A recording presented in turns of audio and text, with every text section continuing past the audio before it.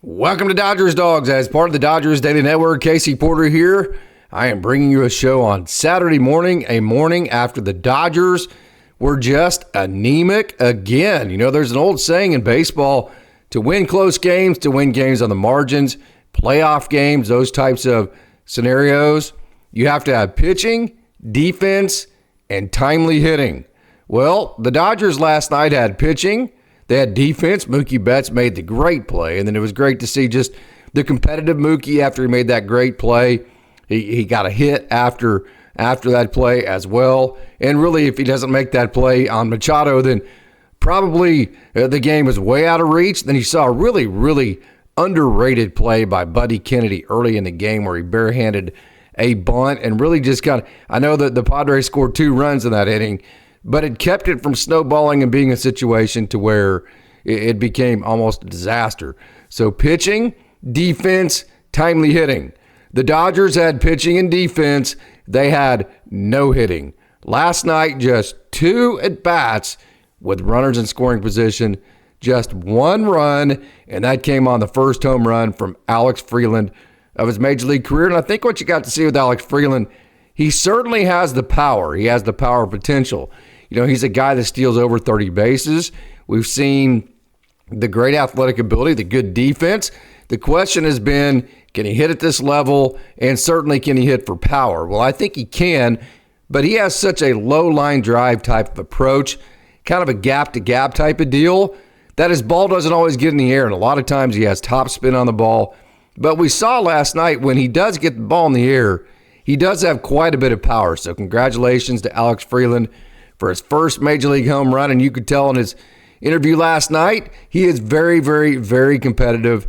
He was not satisfied with the home run. He wanted the team to win. And you got to feel terrible for Dalton Rushing. First of all, not going to sugarcoat it. The Dodgers need, this is not a second guess. This is a first guess by all of us, okay? The Dodgers need somebody who can generate runs. If you remember the theme of our Thursday show, the theme was the Dodgers have too many non-competitive innings. Innings to where they absolutely put no pressure on the defense. You saw last night, even in innings like when Mookie had to make the play on Manny Machado, or even the innings they scored, it seemed like the Dodgers were fortunate that the Padres didn't score more, or innings where the Padres didn't score. You saw them moving runners and making it uncomfortable as a fan or certainly as a pitcher or as a defense. You saw that. The Dodgers have had none of that. You hit a home run last night, and yeah, you had a rally there in the 9th, and then you had the rally where Andy Paez swung at the 2-0 pitch. We'll get into that here in a minute. But beyond that, I mean, it's just like non-competitive innings where you're putting no pressure on the defense. Again, a first guess, because this was our theme on the Thursday show. The Dodgers need a bat-to-ball dynamic type offensive player that can just draw a walk in a 15-pitch at bat or whatever. That's a little bit exaggerated. But then steal a base and then get a situation where you can bunt him over and he can score on a sac fly like we saw with the Padres last night and just get things off of high center. I mean, so many times just that when an offense is on high center, you just need that one run. And I know the Dodgers did get the home run, but a home run a lot of times is a rally killer. That's a saying in baseball, and I've seen that many different times. A home run is not a rally. It's a one-run situation. And so it didn't create like momentum for the offense last night, like maybe an Alex Call would have, who got bypassed 2 different times. And I'll tell you this, nobody is a bigger fan of Dalton Rushing. It is a horrendous role that he has been put in. I mean, just it's a lose-lose situation for him unless you come in and you know, you defeat the odds, because even if you ask a major league veteran, hey, if I get inconsistent playing time and inconsistent at bats, what is my offense going to look like? What they're going to tell you is you're going to press, and what you're seeing is Dalton Rushing pressing. And so Alex Call got bypassed 2 different times last night, 1 for the start and then 2 for the pinch hit. Alex Call has to pinch hit in that situation. If for no other reason, okay, the one thing, and Steven Nelson hit on this in the broadcast, the one thing you could not have was a double play, and Dalton Rushing hit in a double play. I mean, it's that simple, and nobody feels worse about that than Dalton. Dalton's going to be a great Major League Baseball player at some point, hopefully starting next year. But the role he's put in just has not been beneficial for his individual growth. If you put a true serum in him, I'll bet that's what he would say. But then I'll bet that the first thing he would say after that, truthfully, is that doesn't matter to him. The only focus for Dalton Rushing is for the team to win. So whatever the team needs out of him, that's what he wants to do. But the biggest reason why Alex Call needed to be the guy that hit there was because the one thing you couldn't do was ground into a double play. And guess who is going to be less likely to ground into a double play there? The guy that can run. You needed a guy that could put the ball in play, but not ground into a double play. So Alex Call should have started, yes, and he should have been the guy who pinch hit. I mean, what are we doing, right? I mean, so, I love to defend Dave. I can't defend those decisions. He has earned that criticism. So if you want to criticize Dave for those two movements or for those two decisions, I've got no pushback for you. He has absolutely earned that criticism. I was and I was talking to one of my good friends, John Chappell, who I was his main assistant for 18 years. He's in the OSSA Hall of Fame, and I was telling him the other day, just this scenario, hey, there were many different times, as much as I loved you and you loved me, and we had a great relationship, and we won just over 500 games together. It was just a remarkably successful career. There were times to where a parent would come to me about you, and they would be right, and it would be like, I didn't lie. I didn't sit there and defend you when you were wrong. I told the parent, hey, I think he's wrong in this situation. I will go talk to him, and for your kid's sake, we will get this fixed. He's a big enough man. He'll be able to accept that. And to John's credit, we laughed about that yesterday. I was telling him that, and he was like, absolutely. I just wanted to know if I had made a mistake and if there was something else I needed to be doing for the benefit of the kid. So that reminds me of this scenario. Hey, I love Dave, okay? He's my guy. He's my manager. I can't defend him on this situation. If fans want to be extremely pissed about those two decisions, he's earned that. So if I was his assistant right now, I would walk in and say, what are we doing? These decisions cost us the game, not necessarily cost us the game, but they didn't put the team in the best position to succeed. And because of that, people have a right to be angry. They have a right to be upset because what you saw on the other side, and give Mike Schilt credit, I have criticized him for just kind of blowing and going and being a fake tough guy, that kind of thing. Give him credit. He has a distinct and definite game plan. It is every time we have a chance to score one run, put your team in the best position possible to score just one run. Now, you know why they can do that is because they went and got Mason Miller, who struggled last night. And again, we'll get into the Andy Pius thing here in just a minute. But he knows that his bullpen has been so good that all he has to do is have a one-run lead going into the middle innings, not even the late innings. I mean, I know that last night Yu Darvish gave him, 6 innings, which is great. And so all he had to do is cover 3. But you can see, we mentioned this the other day, for Mike Schilt, this is a sprint to the middle innings for him. All he feels like he needs to do is get to the middle innings tied or with a one-run lead, and the Padres are going to win. So that philosophy right there, just playing for it allows him to play for the one run every time they get a chance to score. And then there in the third inning, they actually got 2 runs on just tremendous offense. The one mistake, of course, Blake Snell was absolutely fantastic. He went to 7 innings, 6 hits, 2 runs, 5 strikeouts, 2 walks. Just the 2 walks, just ironically, one of the 2 walks was huge. I mean, you talk about getting, hey, I'm not going to say anything about Blake Snell other than he was awesome. And he should not have been facing Fernando Tatis Jr. to start that third inning because no doubt the check swing was a check swing, and you would not have had the absolute disaster on the base pass by Ramon Laureano. If I was the Padres, I'd be fining him to no end this morning for that just ridiculously stupid play. But if it's officiated properly, the out is actually Fernando Tatis Jr., and he is not leading that inning off. But because that play was not officiated properly, you had to face Fernando Tatis Jr., Having said that, Blake Snell got ahead of him 0-2. You got to be better than coming back and allowing a walk to Fernando Tatis Jr. So, and then from that point on, give the Padres credit. Coach Holt talks about all the time winning baseball plays. Leadoff walk. You had a bunt. Manny Machado, your dude, opposite field base hit, right? Staying inside the ball, not doing too much. Then you had a single by O'Hearn it was a pull side single, but it's a single. It's just a contact-oriented approach, and then how about a sac fly? Winning baseball plays. That's how you win games on the margins. That's how you win close games. That's how you win playoff games, and make no mistake about it, this game was managed, at least by Mike Schilt, like a playoff game, okay? I still didn't see the sense of urgency. If you had the sense of urgency last night, you have Alex Call in the lineup. Starting him, and you darn sure have him in the lineup coming in to pinch hit. Because your offense, again, anemic, just one run, just 2 opportunities with runners in scoring position, too many non-competitive innings, 8 strikeouts, 3 walks. But I will say this, give Yu Darvish credit. Now, Yu Darvish did not come through for the Dodgers when he was with the Dodgers.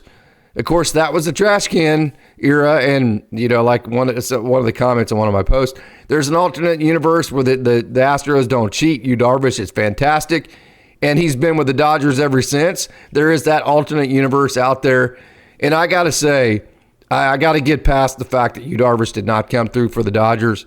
This guy's awesome. He's a total pro. He's an awesome pitcher, and although he pitches for a rival, yes, the Padres are a rival. They beat us in the playoffs a couple of years ago. We barely beat them last year. They are tied in the NL West this year. They are a threat. That in itself is a rival. I got to say, I really enjoy watching Yu Darvish and just the total proness that he approaches things with, and the pro way in which he pitches. He's just an awesome pitcher. So, yes, the Dodgers are anemic, but a lot of that, not all of it, a lot of that was Yu Darvish. He was simply fantastic. So, Andy Pages swinging away with Mason Miller. It's one of those deals. I can't even remember who the pitcher was the other day. I went on and on and on about letting I think it was Michael Conforto swing away. I'm not exactly sure. I can't remember exactly who the pitcher was. I think it may have been Suarez. Don't quote me on that. But my stance was you can't let your hitter swing there. Let the other team lose the game. That was the theme of that conversation. I did not feel like that last night. Here's a couple reasons why. Andy Pages, what you normally see, even the first pitch that he swings at, normally he fouls it off or swings and misses. Very rarely does he actually hit the first ball that he swings at into fair territory. That's number one. 2, I trust Andy Pages. He's had a good amount of clutch gene to him. He's not afraid of the moment. I've seen him be very clutch throughout his minor league career. So I trust Andy Pages in terms of the moment not being too big for him. But here's also the big reason why, too. I think you'd have to agree that Andy Pages has had good plate discipline. He has been one of the hitters that has grinded out a lot of quality at bats because he does have good plate discipline. And so I trusted him to swing at the right pitches in that situation. And then if you do swing at the right pitch, I trust him to give himself the best chance to come through, which I think both things happened. It's just that sometimes, 70% of the time, 75% of the time in offensive baseball, it ends up in a result that's not favorable for you. I just put that in that category. So I have zero problems with Andy Pages swinging away last night. I trusted that situation. And then, in the 9th, it looked like the Dodgers had a chance, and then they didn't. Hey, I was super proud of Justin Dean for stealing his base last night. It felt like that Dave Roberts moment in the World Series, obviously a much smaller situation, but it was neat for me because you had Justin Dean stealing a base, you had Alex Freeland at the plate, you had Dalton Rushing on deck. It felt like I was watching an Oklahoma City game trying to beat the Padres, which in and of itself should tell you the situation the Dodgers are in. I'll say this. The Dodgers desperately need Kike. They need that clutch gene guy. Kike, if he was on the bench last night, you know that he would have been the guy, right versus left, whatever. So if you start Alex Call last night in left field, and then you pinch hit Kike in the 8th inning, the Dodgers win that game. End of discussion. So that's where my excitement still is. And especially, if you add Ha-Seong Kim, somebody like that, who may have generated another extra run. So if you have Ha-Seong Kim in the game last night, let's say he generates a run like he's capable of. You have Alex Call in left field, and that pinch hit comes from Kike Hernandez. There's a good chance that you win that game by 3 or 4 runs. That's the positive side of things that I'm going to continue to focus on, because it just really doesn't do any good to sit around and dwell on negativity anyways. And I actually believe that. I believe that if Alex Call starts in left field, Kike Hernandez is the pinch hitter, and Ha-Seong Kim gets 4 at-bats last night, there is a good chance that the Dodgers win that game by 3 or 4 runs. And then if you get a lead on the Padres, maybe they just go away and hang their heads. But you weren't able to put that hang your head pressure on the Padres. You let them stick around. They got some momentum, and then they came back and bit the Dodgers. So, man, very frustrating game. The NL West now is tied, and that is obviously a very frustrating situation. And that moves us to tonight, which is going to be another exciting game, another huge game. Whoever wins tonight's game is going to come out of that game with the lead, and it's Nestor Cortes. We saw him last year. This should be a game. You have Tyler Glass now going, shove it up their ass. You got Nestor Cortes on the bump, shove it up his ass, and let's go win this game. Let's retake the lead in the NL West. Let's let the chips fall where they may. At that point, if you win tonight, you at least know that you're not going to leave San Diego being behind in the NL West. If you leave San Diego with the NL West tied, I still think you're in good shape. You're going to add Kike. You're going to add Ha-Seong Kim. You still haven't seen Tanner Scott. Still haven't seen Kirby Yates. I'm in a good mood about it. I still think that's the Dodgers NL West to win. But you got to be careful, because like they were mentioning last night, the Dodgers are actually closer to not making the playoffs than they are, I believe, chasing down the Brewers. So you got to be careful. You got to play with a sense of urgency. You got to have the right guys in the lineup, and you got to do all of the small things like we saw the Padres do last night to win those games. So that's my talk on the Dodgers game last night. I hope it's not too Pollyannish for you. I hope it has enough realness to it, enough substance, but that's just exactly how I feel. So, hey, we have a great farm report coming. We've got Adam Serwanowski. We've got James Tibbs III. We've got Charles Davalon. We've got a great show coming to you down on the farm. So let's not waste any more time. Let's get right to it, and let's take a trip down on the farm.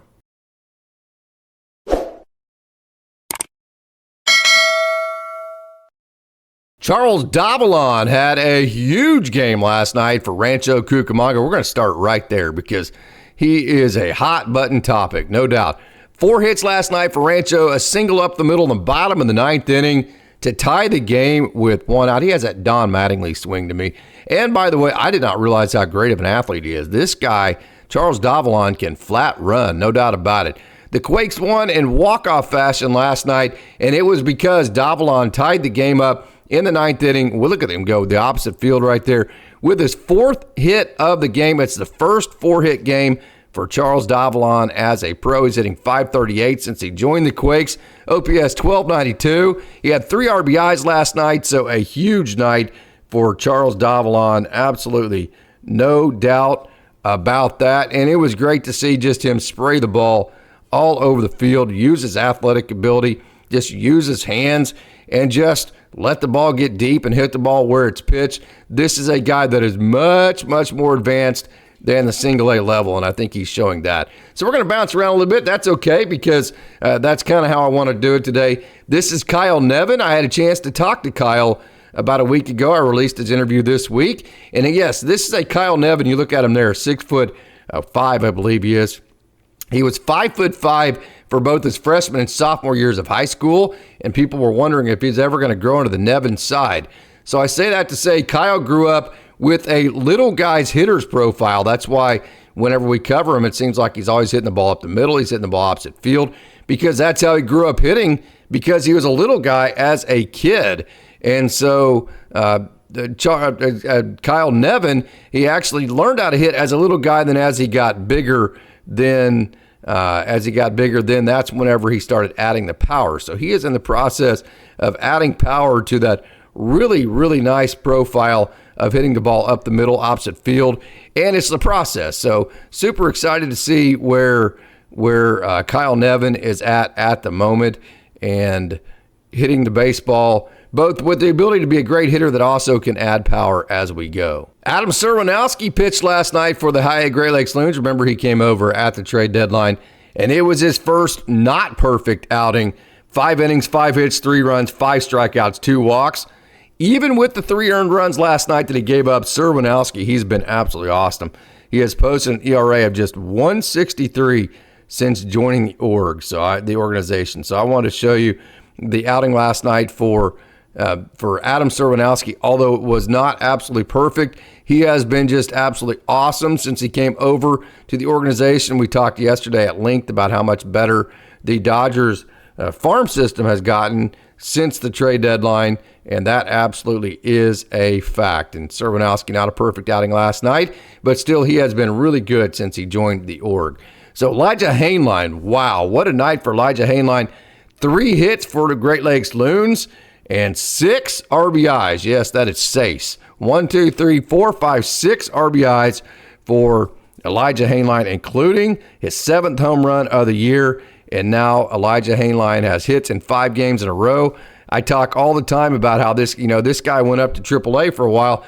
I can tell you, Alex Friedman and all the guys that saw him at the AAA level were super impressed with Elijah Hainline because he just handled himself like he belonged in AAA. This is a guy with high-level skills, with high-level experience, that is a really, really good player. So keep your eye on Elijah Hainline, who had a huge night last night with a home run and 6 RBIs, 4 hits total. And this is another guy for Great Lakes that you might not ever have heard of unless you follow Dodgers Dawgs as part of the Dodgers Daily Network quite a bit. This is Evan Shaw, 2 innings pitched last night. He is a multi-inning reliever, no doubt. 2 innings, 2 hits, no runs, no strikeouts. How about the master of missing barrels by that right there? Just great location, changing speeds, moving. See how he went outside, inside, and he created weak contact. That is Evan Shaw, those 2 pitches back-to-back to a T. He changed locations, he changed speeds, and because of that, he missed the barrel. He doesn't miss bats necessarily all the time. He can miss bats, no doubt, but he's the master at missing barrels. So Evan Shaw, ERA of 2.58 on the year, whip of 117, average against, to go to show just how hard he is to hit against, 175, average against to 175, and he's gone scoreless in 12 of his last 13 outings, and Evan Shaw has given up just 3 runs in his last 22.2 innings. So great job, Evan Shaw, again, creating very weak contact by being what we call it old school, call it you want. I call it right school, by pitching, being a pitcher, being a guy that moves the ball, uses change of speed and location to get outs. Now, this is a guy that's totally different. This is a guy that just hopes it gets in the strike zone. That's Alex Makarowicz, because he hit 100 miles an hour the other day, and this guy has a lightning bolt for a right arm, and he had a really good outing last night.